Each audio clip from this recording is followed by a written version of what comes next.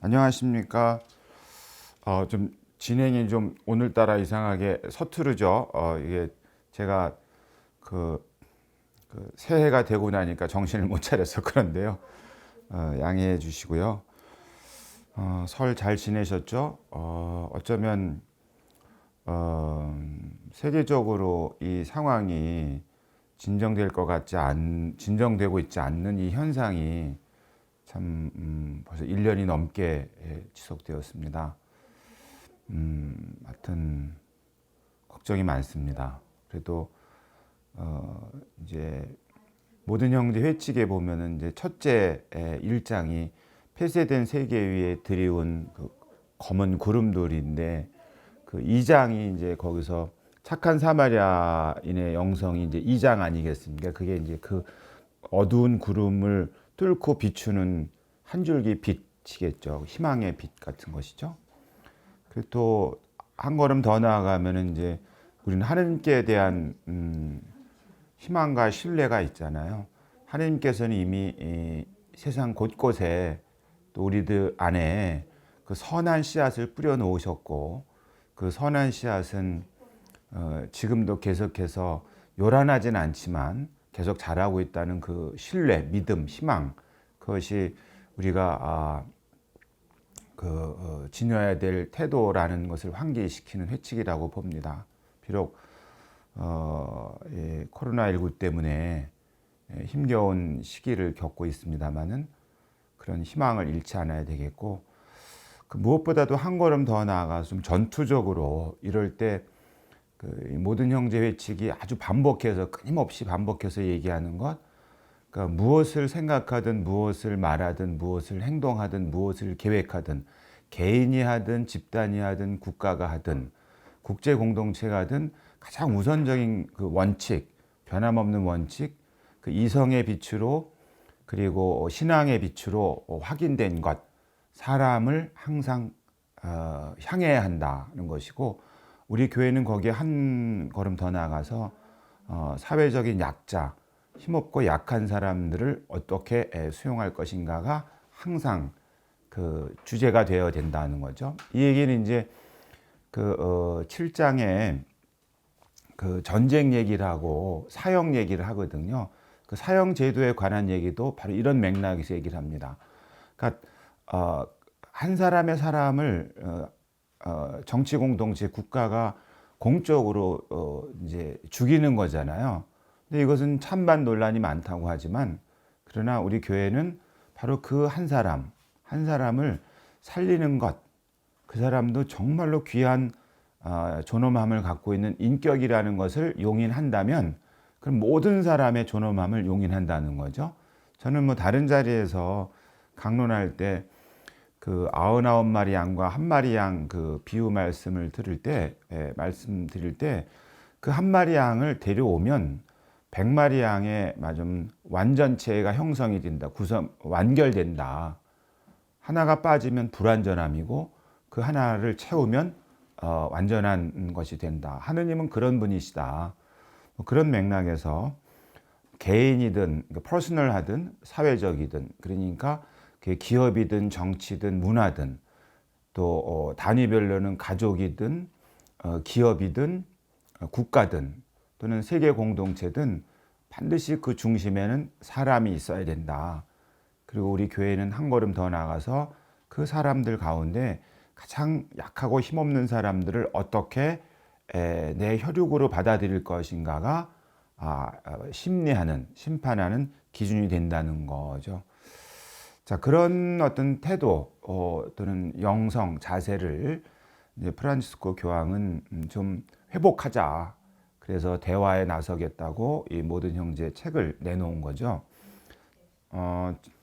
그 지난번에 끝날 때 질문이 뭐 좌우의 뭐 갈등, 진보와 보수의 갈등과 같은 이 형국에서 신앙인은 어떤 태도를 취해야 되는지, 어떻게 생각하는지를 어떤 분의 질문이 있었는데요. 그때 제가 너무 좀 퉁명스럽게 답해 드린 것 같습니다. 그때 저는 솔직히 우리나라에 좌우가 어디 있고 진보와 보수가 어디 있냐, 그냥 개인이든 집단이든 자기 욕망을 실현하기 위해서 자기 욕망을 가로막으면 뭐 진보니 보수니 갈라놓는 거고 좌니 우니 갈라놓은 거 아니냐. 왜냐하면은 그 냉정한 의미의 진보와 보수는 그렇게 대립할 이유가 없는 거거든요. 왜냐하면 진보라는 것은 어떤 사회생활에 있어서 좀 더 향상된 가치라든가 상황, 그게 예를 들어서 정치 분야에 있어서는 좀 더 그 민주적인 방향으로 나아가는, 경제적으로는 좀 더 평등한 방향으로 나아가는, 문화적으로는 좀 더 포용되는 어떤 그런 방향으로 나아가는 것, 나아가려고 하는 게 진보니까 나쁠 리가 없죠. 그 보수라는 건 나쁜 게 아니라 기존에 우리가 형성해온 가치들 또는 양식들, 문화들이 있겠죠. 좋은 것들은 지켜야죠. 그러니까 정치에서도 만약에 비록 완전하지는 않더라도 민주적 어떤 절차를 우리가 확보했다면 그 질서를 지키려는 것은 당연히 중요한 거죠. 경제적으로도 비록 완전치는 않지만 어떤 창의력이라든가 또 개인의 어떤 그 자유로운 그 능동적인 경제 활동이라든가 이런 것들이 형성된 문화는 지키는 게 맞는 거죠. 이제 그런 맥락에서 진보든 보수든 그것이 대립할 이유는 없다. 그런 점에서 그것이 대립한다는 이유는 대립한다는 사실은 결국은 그런 그 인간의 존엄함과 공동선에 기여하는 바를 기준으로 생각한 게 아니라 자기의 이념이라든가 자기의 욕망을 기준으로 삼아서 그 이념과 욕망에 부합하지 않으면 배척하는 태도를 보일 때 그렇게 진보니 보수의 갈등이라는 말을 쓰는 게 아니냐 생각을 하는 거고요. 좌우도 물론 마찬가지죠. 저는 그런 점에서 지난주에는 우리 사회의 진보와 보수 또는 좌와 우의 대립과 갈등은 의미가 없다. 실체가 없다. 좀 더 냉정하고 정직하게 말하면 그냥 탐욕을 실현하기 위해서 나와 다른 생각을 가진 사람을 비난하거나 배척하기 위해서 좀 그럴듯하게 포장한 용어에 불과하다고 생각을 합니다. 이제 그건 제 개인적인 생각이고요. 예, 모든 형제라는 이 회칙에서도 충분한 답이 있는데요. 실제로 여러분이 다 읽어보셨겠습니다만은 그 불가지론자라는 표현이 있거든요. 그러니까 절대 진리가 있는지 없는지 모르겠다. 주로 이제 칸트의 사상에서 많이 얘기를 하죠. 다만 칸트는 이제 그 실천이성 비판이라는 책을 통해서 사회 질서는 필요하다. 그렇지 않으면 개인의 이해관계의 충돌로 공동체가 유지될 수가 없기 때문에 사회 질서가 반드시 필요하다는 것은 실천적 이성이 요구하는 바다. 이런 식의 주장을 하거든요. 그러면 이제 그 사회에서 모든 사람이 공유하고 거기에 순응할 수 있는 질서를 인정한다는 것. 그것은 이제 불가지론자들의 입장에서는 이성적으로 판단할 수 있는 거거든요. 그리고 또 그것이 그러나 우리 그리스도인의 입장에서는 이제 한 걸음 더 나아가는데 그것이 바로 하느님께 대한 신앙에서 그 근거를 두고 있는 겁니다. 그러니까 하느님께서는 하느님을 사랑하라는 것, 그것은 신앙인이든 신앙인이 아니든 신앙인과 신앙인이 아닌 사람 사이에 의견이 분분할 수가 있습니다만 이웃을 내 몸처럼 사랑하라는 이것이요. 그러니까 이웃을 사랑한다는 그 안에는 그가 가지고 있는 사상이 무엇이든 그의 피부가 무엇이든 그의 종교가 무엇이든 그의 그 출신지가 어디든 이런 거에 관계없이 그가 하느님의 모상으로 창조되고 부활하신 그리스도 때문에 새 인간이 되었고 그리고 성령의 궁전으로서 그의 인격의 존엄함은 절대적이다. 그 인격의 존엄함 자체 때문에 그리고 그 존엄함이 삼위일체 하느님에게서 유래하는 것이기 때문에 그 누구도 그의 삶의 가치를 다른 요소 어떤 것으로도 재단할 수 없다. 그것이 이제 인간의 그 존엄함의 절대성이라는 거거든요. 그러니까 그가 심지어 뭐 우리 사회 언어로 빨갱이라고 쳐도 또는 우리 사회 언어로 그가 수구 꼴통이라고 쳐도 우리는 그를 미워할 수 없다는 겁니다. 왜냐하면 그 빨갱이란 딱지, 마스크, 꼬리표 또는 수구라는 그 딱지, 꼬리표 이거는 부수적으로 붙인 거죠. 남이 붙인 건데 다른 사람이 붙였을 때 다른 사람이 그걸 붙였을 때 그 사람이 갖고 있는 그 기준이라는 것이 그 인간의 존엄함보다 앞서지 못한다. 만약에 이것이 뒤바뀌게 되면 누군가가 판단하고 누군가가 결정한 걸 가지고 타인을 함부로 죽일 수도 있는 일이 벌어지는 거거든요. 실제로 인류 역사에서 전쟁이라든가 갈등이라든가 충돌의 대부분의 배경이 이런데 그 메커니즘, 그런 구조를 가지고 있는 겁니다. 그러니까 적으로 규정하는 거죠. 근데 적으로 규정했을 때 그 규정의 기준이 뭐냐면 이런 절대적 기준이 아니라 자기 기준이라는 겁니다. 그런 점에서 이 찬미받으소서 이 모든 형제에서는 바로 우리 그리스도인의 입장으로서는 생각이 다를 수 있고 이념이 다를 수 있고 피부가 다를 수 있고 출신이 다를 수 있고 그리고 종교가 다를 수 있고 성이 다를 수 있는데 그건 차이들이다. 차이들. 이 차이들이 그 사람의 존엄함과 그 사람의 생명과 그 사람의 존재를 부정할 수 있는 근거가 될 수는 없다. 그러니까 그럼 이 차이들을 근거로 진보가 보수를, 보수가 진보를 비난한다든지 단죄한다든지 하는 것을 하지 말라고 말하는 겁니다. 왜냐하면 바로 그런 차이들을 기준으로 삼아서 벽을 쌓는다는 겁니다. 그 벽 안에는 문명이 있고 벽 바깥에는 야만이 있는 거죠. 그럼 둘 사이의 관계에는 당연히 그 적대감 또는 미움 이런 것들이 되겠죠. 이것이 어느 시점을 만나게 되면 폭발하게 되는 것이 그 심지어는 살인도 되는 것이고 이게 집단 사회 차원으로 넘어가면은 집단 사이에 충돌이 되는 것이고 그것이 더 나아가면 전쟁이 되는 것이다. 그러니까 적어도 그리스도인들이 그런 태도를 갖는다는 것은 신앙에 반하는 행위다라고 보는 겁니다. 충분히 우리는 한 3분만 앉아서 생각해 보면 우리가 매일 고백하듯이 예수님께서 누구를 사랑했는가를 보면 이 책에서 그 얘기가 나오는 게 바로 착한 사마리아 사람과 영성을 얘기하는데 그 챕터 2 2장에서는 예수님께서 사마리아 여인과 우물가에서 만났다는 그 사실 자체 그거를 아주 놀랍도록 놀라운 자비의 만남이다. 왜냐하면 유다인 남성과 천대받고 유다인들의 시각에서는 뭐 보수 꼴통이 됐든 유다인의 시각에선 빨갱이 됐든 그렇게 그 정도를 더 넘어가서 그 여인을 그것도 우물가에서 만나서 이야기를 나누고 서로 말하자면 소통했다는 그것을 보고 이 프란치스코 교황께서는 놀라운 자비의 만남이다 그거를. 그럼 당연히 그리스도교인 입장에서는 개인적인 어떤 성향이 있겠죠. 뭐 자칭 진보적 성향이 됐든 자칭 보수적 성향이 됐든 이렇게 그것은 사실은 그것 때문에 다른 사람을 그 사람에 대해서 그 인격에 대해서 무게를 단다는 건 그 자체로 신앙에 반하는 행위가 되는 거다. 뭐 그런 점에서 말씀드릴 수 있고 또 좀 보강한다면 이런 좌우의 이념이라든가 또는 진영의 대립이라 이런 것들이 정말로 그 바탕이 있고 근거가 있는 건지 아니면 이 문헌에서 자주 언급하는 것처럼 그 소수의 집단이 자기네들의 경제적, 정치적 어떤 그 권력 유지를 위해서 양심을 조작한다는 표현이 나오거든요. 여기 오늘 참여하신 분들은 이 모든 형제 지난주 한 주 안 했으니까 한 10번 읽어보셨잖아요. 거기 보면은 주로 나오는 그 단어 중에 조작이란 말이 자주 나옵니다. 조작.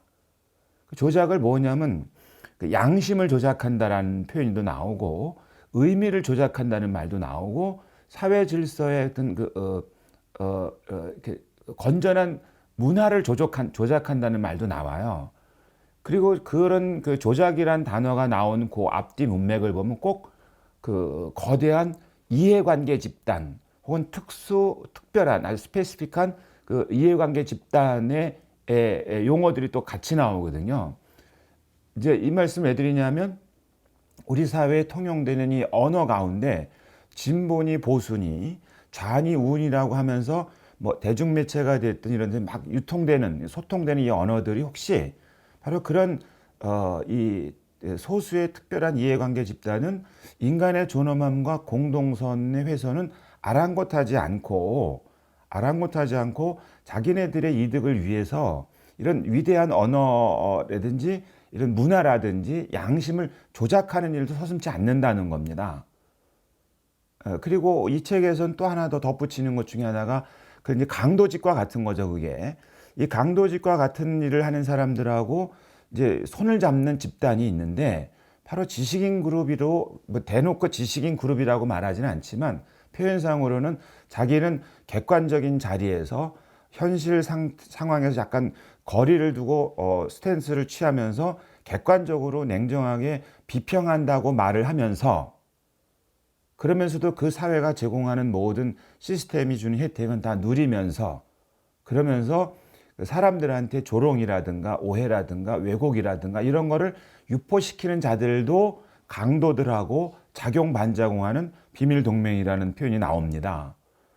제가 이 말씀 드리는 것은 우리가 흔히 말하는 진보니 보수니 좌니 우니 뭐 이런 식의 그 카테고리를 만드는 이 행위들이 혹여 그런 소수의 특정 경제 또는 정치적 이해 집단들이 자기네들의 그 지금 누리고 있는 것을 유지 강화하기 위해서 양심들을 조작한 것은 아닌지 그런 점에서 프란치스코 교황의 이 모든 형제에서도 답을 찾을 수 있고요.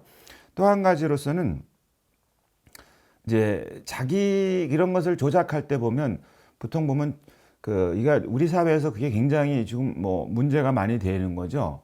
그 옳고 그름의 기준을 자기에게 두는 거예요.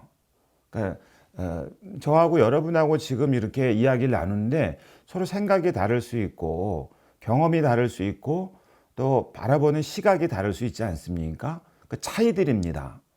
근데 이 차이들을 하나의 잣대로 측량할 수 있느냐 없느냐에 대한 태도요. 그걸 없다. 그런 건 없다. 세상에 절대 진리는 없다. 그렇기 때문에 그건 이제 상대주의가 되는 겁니다. 그러면 자기의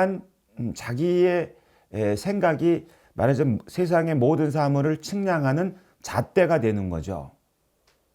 그것이야말로 이제 찬미받으소서라는 회칙에서 이제 표현하자면 일탈한 인간 중심주의라고 하는 겁니다. 그렇게 되면 자기가 기준이니까 남은 전부 다 내가 이용해도 되고 활용해도 되고 필요하다면 쓰고 필요 없으면 내다 버려도 되는 거죠. 그런데 그렇게 볼 거냐 아니면 여러분들하고 저하고 의견이 분분한데 이 분분한 의견을 측량할 수 있는 하나의 기준의 자가 있다. 그렇게 인정할 거냐 차이입니다. 그런 절대 진리라고도 말하고 이런 객관적 진리, 모든 사람이 따라야 될 질서로서의 질서를 측량하는 진리가 있다라고 인정할 거냐 말 거냐가 굉장히 큰 차이가 나는데 우리 사회에서 좌우니 진보 보수의 논쟁에서 눈에 도드라지는 건 뭐냐면 그 옳고 그름의 기준을 자기에게 두고 있다는 겁니다. 이쪽은 내가 기준이니까 저쪽이 당연히 구부러진 거죠. 저쪽은 당연히 자기네가 기준이니까 이쪽에 구부러진 거죠. 그러니까 사실은 이런 경우에 말하자면 좌든 우든 이데올로기 아니겠습니까? 이념이니까 그 이념들입니다. 복수예요. 그러면은 이걸 이제 서로 내가 옳다고 말하면 저쪽이 틀린 거고 저쪽이 옳다 그러면 내가 틀린 거 아닙니까? 근데 이 모든 형제뿐만 아니라 교회에서는 특히 이제 프란치스코 교황의 가르침에서는 자주 나옵니다. 이제 우리말 번역에서도 혼동이 자꾸 되는 것 같은데 혹시 리얼리티 혹은 리얼리즘 발음이 좋아서 죄송한데요. 그러니까 리얼리즘 REALISM 혹은 리얼리티 REALITY 리얼리티 이건 현실을 말하는 게 아니고요. 현실은 앞에 현자가 지금 현 나타날 현 아니겠습니까? 지금 나타나 있는 거 그 리얼리티가 아니고 리얼리티는 실제 진짜로 있는 것. 그 진짜로 있는 것이 예를 들면 이제 이 비유가 좀 쉬울 것 같은데요.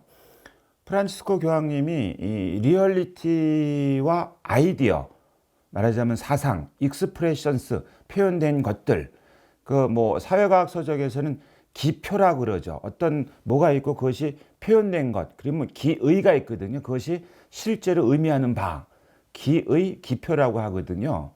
그 리얼리티가 있으면 아이디어가 있는 겁니다.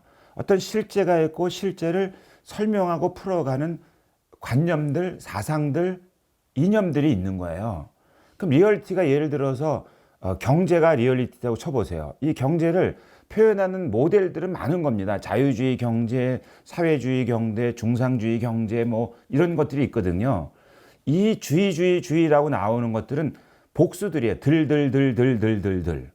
그 리얼리티는 하나예요. 경제. 경제는 뭐냐면 물질적 조건을 개선해서 사람의 품위 있는 삶을 제공해 주는 기회, 그리고 공동체의 물질적 조건을 개선하는 어떤 영역, 그게 리얼리티예요. 그럼 조금 전에 말씀드린 그 리얼리티를 어떻게 표현할 거냐, 어떻게 실현할 건 방법은 굉장히 다양하다는 겁니다. 주장도 굉장히 다양하고.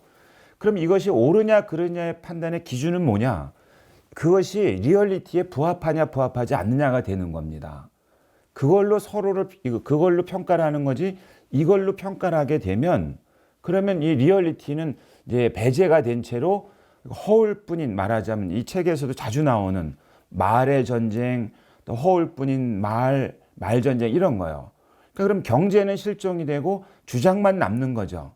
그 주장들끼리 싸움에 올인하다 보니까 실제로 경제 리얼리티는 저 구석에 처박히는 일이 벌어지는 거죠. 그럼 이 주장들이 싸우게 되면 어떤 일이 벌어지는가? 경제가 조금 전에 말씀드린 대로 물질적 조건을 개선하고 개인이나 사회의 물질적 조건의 삶을 개선하는 데에서 그런 거는 하나도 하지 못하고 이론만 가지고 싸움이 벌어지는 거죠. 옳으니 그르니 하고 그런 일을 이제 얘기하는 거거든요. 그래서 그 리얼리티하고 아이디어처럼 이제 프란시스코 교황은 그것을 뭘로 비유했냐면 복음의 기쁨에서 사람의 얼굴이 있고 얼굴을 표현하는 기법들이 화장술이라고 그러지 않습니까? 화장술은 개성이에요. 근데 얼굴은 늘 있습니다. 오늘 내가 아침에 화장을 이렇게 했을 때 내 얼굴은 그대로인데 화장의 기법이 정말 모던하다. 근데 오후 되니까 기분이 우울해서 다시 화장을 바꿨어요. 그럼 포스트 모던 하겠죠. 그럼 모던과 포스트 모던은 다른 익스프레션스 표현들인데 얼굴은 그 얼굴이다 그 말입니다. 근데 여기서 지금 말씀드리는 건 진보냐 보수냐 그리고 좌냐 우냐의 논쟁 내지는 그것에 대한 식별의 기준이 뭐냐, 그것이 올바르다 옳다 윤리적으로 도덕적으로 수용할 수 있다, 절대적인 건 없습니다. 왜냐하면 리얼리티는 하나이고 그것을 표현하는 건 여러 개일 수 있으니까. 근데 이것이 전혀 관계가 없는 표현이라면 수용될 리가 없죠. 근데 적어도 어느 정도 일리가 있는 관계가 있으니까 사람들 앞에 회자가 되고 현실에 나타난 거거든요. 그렇다면은 그것은 서로 얼마나 옳으냐 그르냐 따질 문제가 아니고 그 이데올로기가 그 리얼리티에 얼마나 부합하느냐, 그 역사적 시기에 그걸 보고 평가를 하면 되는 겁니다. 그리고 그 평가에서 긍정적인 요소, 부정적인 요소를 다른 이데올로기하고 대화를 할 때 그 요소를 대화를 하면 되는 겁니다. 근데 A라는 이데올로기는 무조건 옳고 B라는 이데올로기는 무조건 틀리다라고 하기 시작하면 그러면 당연히 B 이데올로기 쪽에서는 A를 부정하겠고, 그런 서로 상호 부정은 결과적으로 실제 사람의 삶, 공동체의 물질적 조건의 개선에는 하나도 기여하지 못하는 일이 발생하는 거죠. 자, 그런 점에서 지난주 강의에서 좌우, 진보와 보수에 대해서 첫째로는 우리 신앙에 따르면 그것은 사람을 얼마나 사랑하느냐에 말하자면 문제여야 하지, 그 기준으로 그것을 바라봐야 된다라는 것. 두 번째로는 이 실제와 표현들의 관계를 좀 우리 성찰하면서 이데올로기의 논쟁으로 빠짐으로써 그 실제 리얼리티를 놓치지 않아야 된다는 그 가르침까지 우리가 염두에 두고 봐야 되겠다. 그리고 경계해야 될 것은 바로 이런 그 이데올로기들을 내세우고 또 정치적인 그 올바름을 내세워서 또는 뭐 이념적으로 뭐 선호하는 걸 내세우면서 양심들을 조작하면서 특수한 이해관계의 이 특수 집단의 이해관계를 보호하려는 세력이 있는 것 같다. 그것은 이제 프란치스코 교황이 여러 차례 다른 자료에서도 문헌에서도 밝히는 내용들이다. 특별히 현대 사회에서는 이제 이 경제적 오늘 이제 말씀드리겠습니다만 이 경제 문제, 먹고 사는 문제겠죠. 그다음에 세계화에서 이제 소통의 문제니까 이 통신 소통의 문제에서 특별히 이런 그 양심들의 조작, 여론의 조작이라는 것이 특별히 더 심각한 문제를 초래하고 또 그 배후에는 그런 소수의 특수 이해관계 집단들이 있다고 모든 형제는 얘기하는 형국입니다. 그렇기 때문에 그 세력에 노란하지 않기 위해서라도 그런 그 좌니 우니 진보니 보수니 하는 그 이념적인 혹은 그런 그 이데올로기적인 이런 것들을 내세워서 논쟁을 하는 자체가 어쩌면 그들의 그 술책에 우리도 모르게 빠져들어가는 것이 될 수도 있다. 이렇게 말씀드리겠습니다. 오늘은 지난주에 이제 제가 이제 계속해서 이제 이 회칙을 읽고 있는데 한번 읽을 때마다 프레임이라 그럴까 스토리가 달라지는 거예요. 한번 제가 여러분 뵙고 난 다음에 뭐 나름대로 작심 결심을 하고 한 또 뭐 1장, 2장 뭐 해서 8장까지 또 읽어봤는데 하나의 스토리가 잘 연결돼 있어요. 한번 여러분이 생각하시는 거하고 맞는지 좀 확인해 보시면 되겠습니다. 제가 첫 시간에 삼옥헌장을 읽어보시면 그리고 간추린 사회를 읽어보시면 저는 이제 도움이 될 것이라는 말씀을 드렸잖아요. 오늘 최근에 어떤 생각을 했냐면 이 모든 형제는 삼옥헌장과 간추린 사회교리의 2020년 판 이렇게 좀 해석을 해봤어요. 왜냐하면 삼옥헌장의 그 목차만 봐도 어떤 내용인가는 짐작이 되거든요. 머릿말이 있고 머릿말이 바로 그리스도인의 어떤 숙명입니다. 이 시대에 고통받고 가난한 사람들의 그 기쁨과 희망과 슬픔과 기쁨이 바로 그리스도인이 떠안아야 될 몫이다라고 하고 바로 서론에 가게 되면 현재의 오늘날의 인간 상황이거든요. 그 상황이 지금 이게 복음의 기쁨이나 찬미 받으소서에 다 1장, 2장에 나오는 것이고 이 책에서도 1장에 나오는데 지금의 상황이 뭐냐면 폐쇄된 세계 위에 드리워진 검은 구름들이잖아요. 여기서 교회는 끊임없이 고통받고 가난한 사람이 누구냐. 당연히 이 책에서는 그 성을 쌓았고 성 안에서는 그 아주 강력한 가문들끼리의 그 악의 다툼이 벌어지고 있는데 성 바깥에는 컨트리 사이드에선 빈곤이 횡행하고 있는 그때를 연상시키거든요. 오늘날에도 우리는 아무렇지도 않게 말하는 양극화 같은 거예요. 그러면 당연히 문제가 되는 이 문제를 어떻게 개선해야 될 거냐. 왜냐하면 교회는 그와 같은 임무가 있으니까 그 개선할 때 정신 자세, 어떤 정신으로 이 개선에 나갈 것인가 할 때 2장이죠. 그게 착한 사마리아 사람인데 착한 사마리아 사람의 짧은 비유에 대한 설명이 한 챕터 안에 담겨 있는데 그게 삼옥헌장으로 따지면 인간의 존엄함 1장, 그게 바로 인간의 존엄은 형제애가 되는 거죠. 그리고 문장을 계속 읽다 보면은 어떤 경우는 형제애라고 번역하는 게 맞은 것 같고 어떤 문맥에서는 형제관계, 왜냐하면은 여기선 형제관계를 어떻게 표현하냐면 이제 혈육, 우린 형제다라는 거 할 때도 있지만 혈육이란 표현을 쓰잖아요. 그러니까 몸하고 살이 그냥 한 덩어리 피를 나눴다는 말 쓰잖아요. 우리말로 핏줄은 못 속인다 이런 말 쓰는 거예요. 그때 그리고 그런 점에서 프라터니티는 어떤 자리에서는 형제애로 번역하는 게 적절한 것 같고 어떤 문장 문맥에서는 형제 관계로 번역하는 게 맞는 것 같아요. 그게 인간 존엄이거든요. 그러니까 누구 한 사람 한 사람 다 하느님의 모상, 예수님에 의한 부활에 의한 새 생명, 새 인간, 성령의 궁전, 그 존엄을 바탕으로 한 인권들, 그 내재적인 존엄을 토대로 하는 표현들이, 그러니까 인간의 존엄은 조금 전에 말씀드린 리얼리티입니다. 그 리얼리티가 어떻게 표현되느냐, 인권들로 표현되는 겁니다. 그러니까 인권들은 서로 충돌할 수가 있어요. 당연히 인권들이 더 높은 도덕적 선을 지향할 때에만 이것이 조화를 이룰 수가 있는 거거든요. 왜 이것이 도덕적 선이 요구되는가? 사목헌장의 제1부의 제2장 인간 공동체, 공동 운명체를 위하여. 그것이 이제 이 회칙에서는 소셜 프렌드십, 사회적 우애라는 거거든요. 근데 인간 공동체, 인간의 존엄은 인격 차원, 퍼스널 차원이잖아요. 근데 인간 공동체 영역으로 들어가게 되면 당연히 그 사목헌장의 제2부의 일이 가족 문제가 나오고, 그 다음에 경제, 문화 문제, 경제 문제, 정치 문제, 국제 질서 문제가 나옵니다.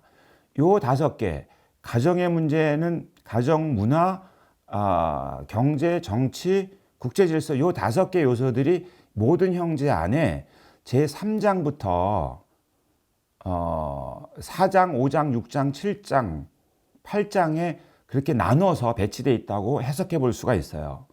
자, 1장이 폐쇄된 세계, 그렇게 살 수 없잖아요, 우리가. 왜? 그 성 밖에, 벽 밖에서 무수히 많은 사람들이 지금 우리를 부르고 있는 겁니다. 인류의 양심에 호소하고 있는 겁니다. 눈 감을 수가 없어요. 자, 어떻게 착한 사마리아 영성으로, 그럼 어떤 세상을 만들어야 될까가 열린 세계를 구상하고, 폐쇄된 세계와 대조되는 열린 세계를 희망하고, 그리고, 그 다음에 싹트게 하기. 그게 이제 이 문헌의 서론 부분의 마지막 부분, 제 8항인가요? 나의 염원, 저는 이런 걸 희망합니다. 나의 바람입니다 하면서 꿈은 함께 세워집니다. 드림스, 빌트 투게더. 그건 무슨 냐면 프로세스의 과정이에요.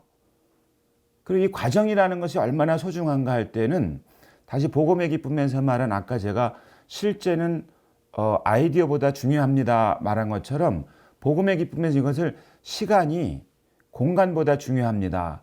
과정, 끊임없는 과정, 앞으로 나아가는 과정, 하느님 나라의 완성을 향해 나아가는 그 프로세스는 어느 한 자리를 딱 움켜쥐는, 아큐페이션 하는, 공간을 점유하는, 공간을 폐쇄시키는 것보다 중요합니다가 그 평화를 일구는 원리 제1번이거든요. 자, 그러니까 8항에서 서론 부분에서 함께 꿈을 꿉시다. 꿈은 드림스 빌트 투게더. 드림스, 꿈들은 함께 건설되는 것이다. 그것에 따라서 3장이 열린 세계를 구상하고 싹트게 하자. 그 용감한 사람이 하는 겁니다. 자, 그것이 목표가 되는 거죠. 앞에 폐쇄된 세계가 현실이라면, 그러면 열린 세계는 목표입니다. 가야 될 목표고, 거기에 그 어두운 구름들이 덮이고 있다면 여기서는 그다음부터는 뭐겠습니까? 이 착한 사마리아 사람의 영성으로 그 어두운 구름을 뚫고 열린 세계를 이제 향해 나아가자. 이렇게 얘기를 하는 거거든요. 그럼 어떻게 할 때 이제 4장이 바로 문화 문제입니다. 그 사목헌장의 제2부도 처음에 다루는 게 가족 문제 다룬 다음에 문화 얘기를 하거든요. 그러면 5장 정치 문제입니다. 그리고 문화 문제와 정치 문제에서 왜 이걸 먼저 했는가. 그리고 그다음에 그 보면 이제 문화 영역에서 그 재산의 사회적 역할 얘기가 나오거든요. 경제 얘기입니다. 이 회칙을 여러분이 수십 번 읽어보셨으니까 아시겠지만 현실을 진단할 때 추상적이고 관념적으로 진단하는 것을 사회교리에서는 극구 피합니다. 그리고 이 회칙에서도 가끔 그 명목, 그러니까 그 어떤 그 이론을 내세운다든지 말을 내세운다. 심지어 복음의 기쁨에서는 프란치스코 교황은 노골적으로 그런 표현을 써요. 진단의 과잉. 그러니까 진단한 건 굉장히 많은데 처방이 없어요. 실효적 처방을 내놓지 않는 진단의 과잉의 뭐 표현이 그렇습니다만 조금 전에 제가 말씀드린 것처럼 강도들하고 누구하고 동맹을 맺는다고요? 타락한 지식인들은 말들은 되게 많이 하는데 실질적으로 개선할 수 있는 데에서는 제시하지도 않는 뿐 아니라 투신하지도 않는다는 거죠.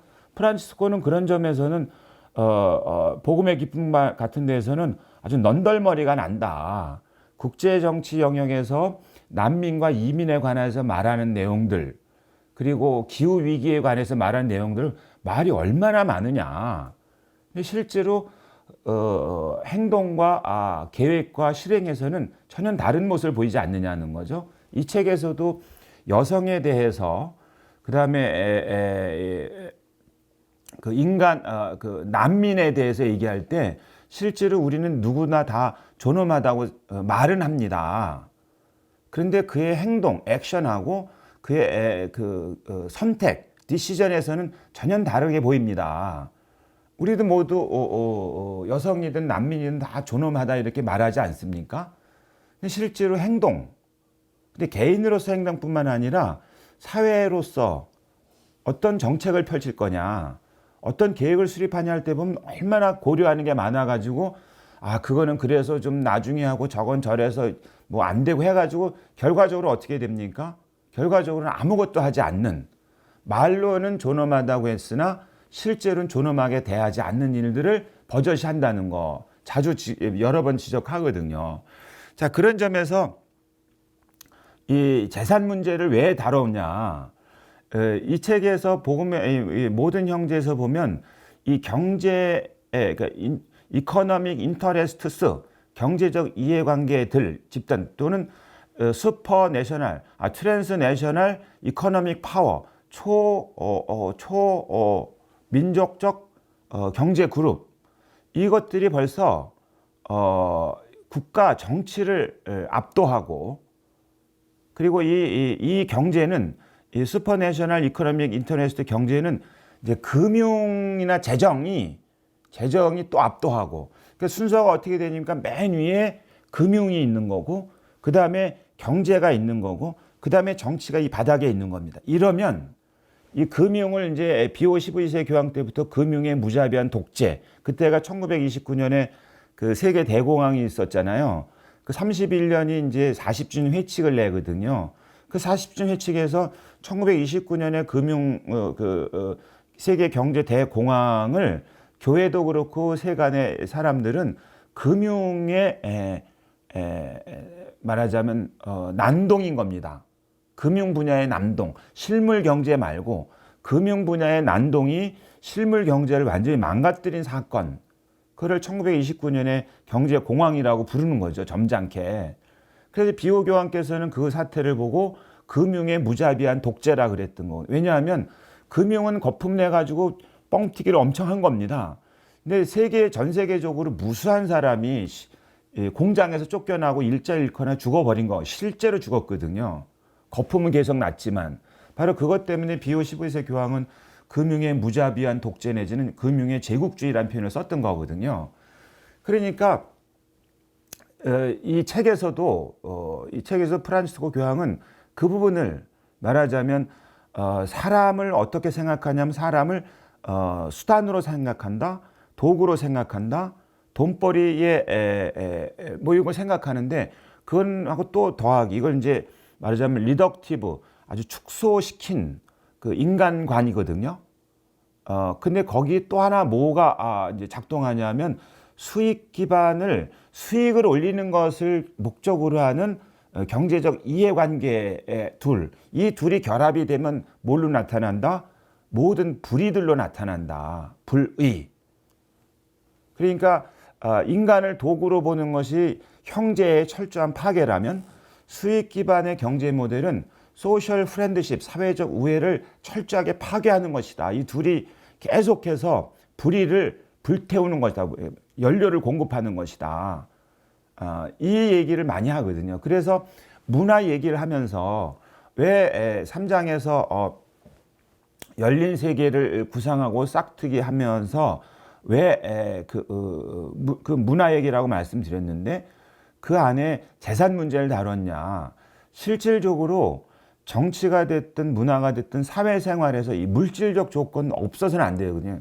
사람의 이 바디, 플래시가 있기 때문에 물질적 조건을 부정할 수가 없어요. 그리고 물질적 조건을 건전하게 다루어서 사람의 품위 있는 삶을 위해서 공동체의 물질적 조건을 개선하는 임무나 역할을 담당한 분야를 우린 경제라고 부르는데 이 경제가 다루는 게 실질적인 재산 문제입니다. 근데 이것은 이 이야기는 왜 시작했냐면 좀 더 구체적이어야 되는데 나중에 이 책의 5장에 가게 되면 타이틀은 더 나은 방식의 정치인데 그 안에는 두 가지가 들어가 있습니다. 정치 분야로서는 나쁜 정치, 포퓰리즘의 정치, 나쁜 프란치스코의 표현은 어떤지 모르겠지만 어떤 내용인지는 알겠습니다. 대중들의 인기에 영합한 정치. 근데 그 대중은 대중이냐 군중이냐 민중이냐 우중이냐 논란이 많지만 근데 사람들의 즉각적인 욕구에 대해서는 재빠르게 응답을 하는데 좀 더 장기적이고 사람들이 스스로 자신의 삶을 품있게 꾸려갈 수 있는 역량을 키운다거나 또는 공동체 전체의 선익을 위해서 장기 프로젝트를 가지고 해야 될 일에 대해서 정치인들이 응답하지 않는다는 겁니다. 왜? 표 떨어지는 소리가 나니까. 근데 즉각적인 욕구에 응답하면은 그 정치인은 또 표를 얻으니까 어쩌면은 처음에 시작한 그 질문, 진보와 보수, 또 좌와 우 이 얘기도 바로 이 대중의 인기에 호응하는 정치인과 또 그 정치인을 통해서 경제적 이해관계를 얻고자 하는 세력이 시민사회 안에 양심들을 조작한 결과는 아닌지 모르겠습니다. 왜냐하면 그분들은 그렇게 열렬히 화너는 자기 지지 그룹들로부터 표를 받아가지고 항상 정치적인 생명을 유지하고 그렇게 정치적인 생명을 유지한 사람들은 정책이나 법을 만들 때 모든 사람에게 옳은 선익이 가는 법이 아니라 특별한 이해관계에 맞는 사람들에게 이해관계들에게만 유리한 소수의 사람들에게만 혜택을 주는 그런 제도나 법과 정치 활동을 할 수 있다 그 말입니다. 근데 우리는 시민은 나와 나의 어떤 즉각적인 욕구를 들어줄 특히 정치적인 어떤 이른바 스탠스라고 하겠죠. 그러니까 인기 있는 정치인들이요. 우리 여러분들에게 인기 있는 정치인이 정말로 올바른 정치를 하는가? 다른 문제입니다. 사람은 그분은 정말로 나는 정말 그 정치인이 좋아. 정말 그럼 그 정치인이 무엇을 했는가? 이제 이 더 나은 정치 5장의 맨 끝에 가게 되면 프란치스코 교황은 정치인에 관한 얘기를 많이 하거든요.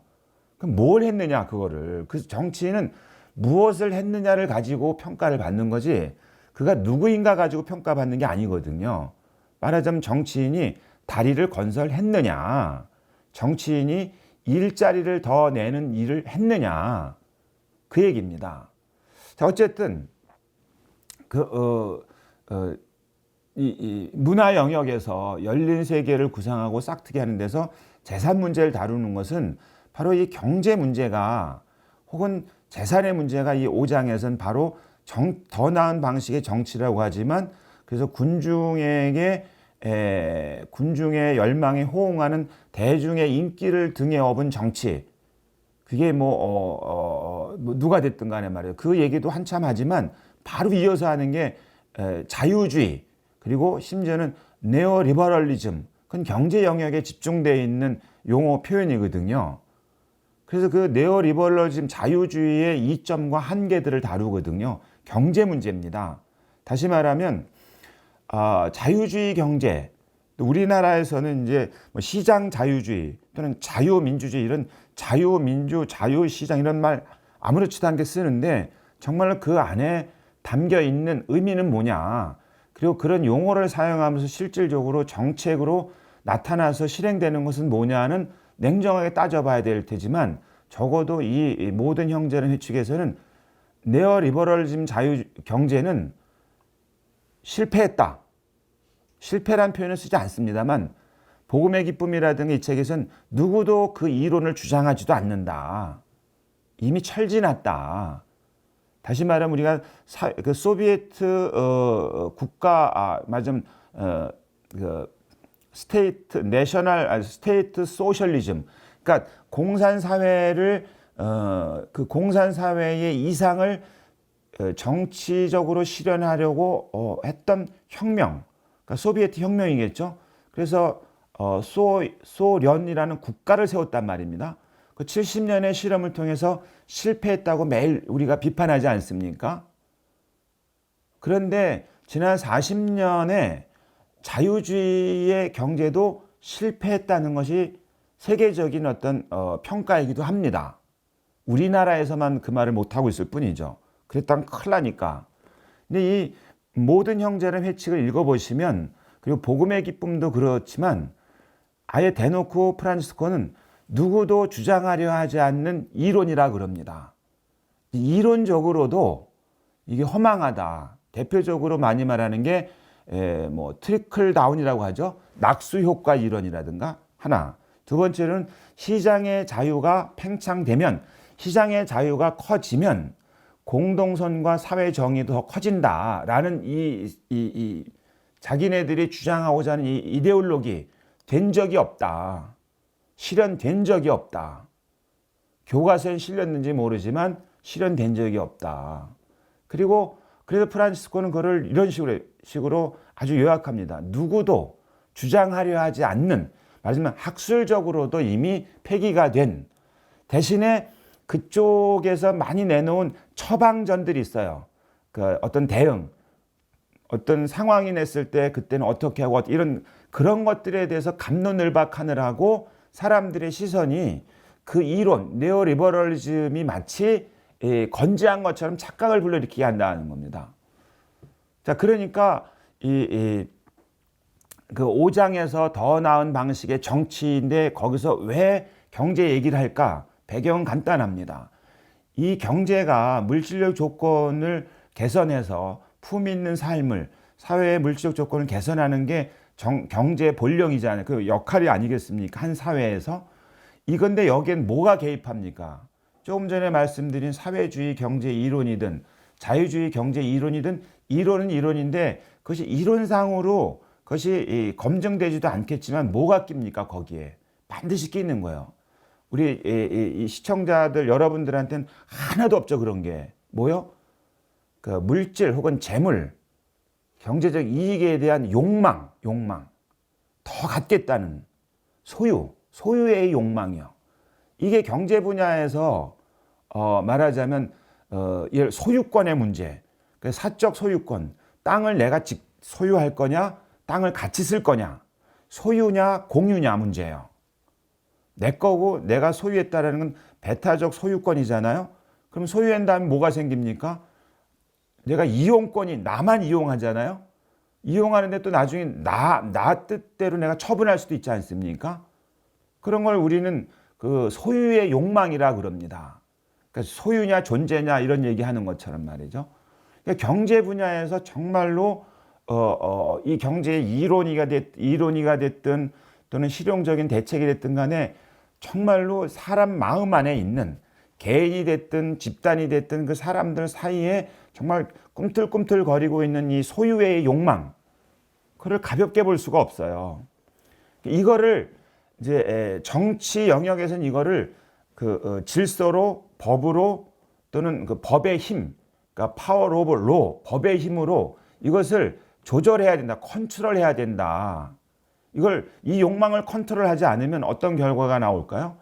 더 많은 소유를 한 자와 소유하지 못한 자 사이에서 어떤 일이 벌어지게 됩니까? 하나는 소유하지 못한 자는 품위 있는 삶을 꾸려갈 수가 없어요.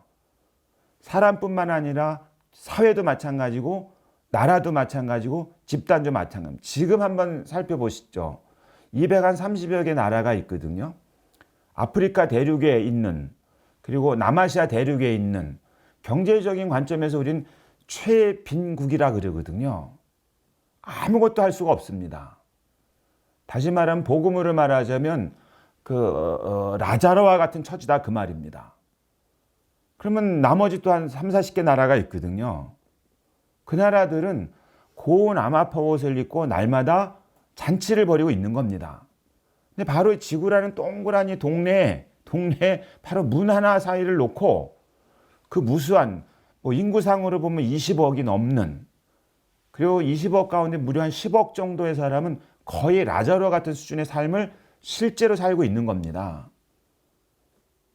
세계 정치가 세계 경제를, 그래서 이제 이 모든 형제에서 그 얘기가 나오는 겁니다.